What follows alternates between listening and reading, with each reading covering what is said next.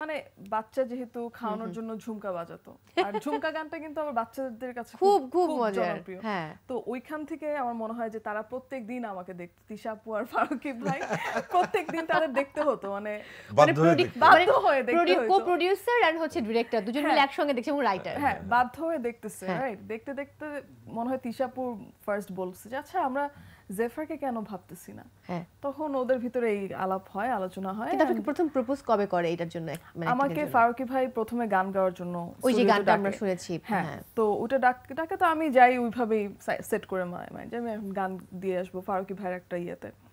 তো আমাকে পুরা স্টোরিটা সে বলে, কিন্তু বলে কিন্তু যাতে আমি গান গাওয়ার সময় ওই ব্যাপারটা ফিলটা পাই। হ্যাঁ হ্যাঁ, হ্যাঁ, গানটা ডিফারেন্ট, ওটা একটা ডিফারেন্ট গান ছিল। তো আমি শুনতেছি তো হঠাৎ করে বললো এখন ধরো ওই মেয়েটা যদি তুমিই হও। তারপর আমি হ্যাঁ Oh my God! আমি তো এখানে Okay. গান করতে আসছি, কি মেয়েটা আমি হই মানে?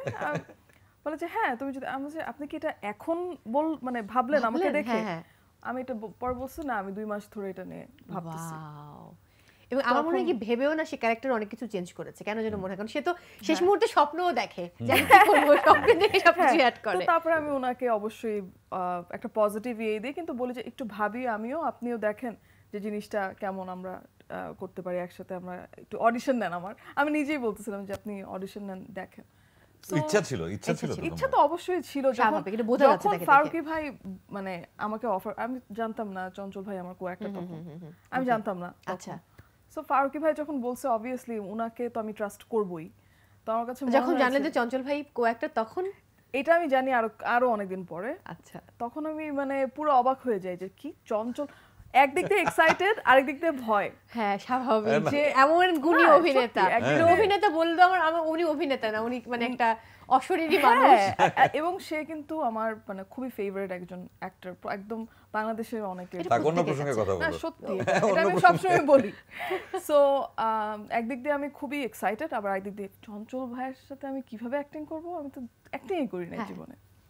বাট উনি জিনিসটা অনেক সহজ করে দিয়েছে। তবে আমার সঙ্গে যারা জীবনে কখনো অভিনয় মানে করেছে। করে নাই, হ্যাঁ, করে নাই। আমি বলছি নতুন কেউ যদি অভিনয় করে, আমি হচ্ছি সবচাইতে সেই মানুষ অনেক support যে কিনা আমার কো-আর্টিস্টের সঙ্গে যে কোনো ভাবে, কারণ আমার রিস্কটা তখন কোথায় থাকে যে আমি একজন বৃদ্ধ অভিনেতা, অনেক বছর ধরে অভিনয় করছি, আমার হয়তো সেই লজ্জা শরম নাই।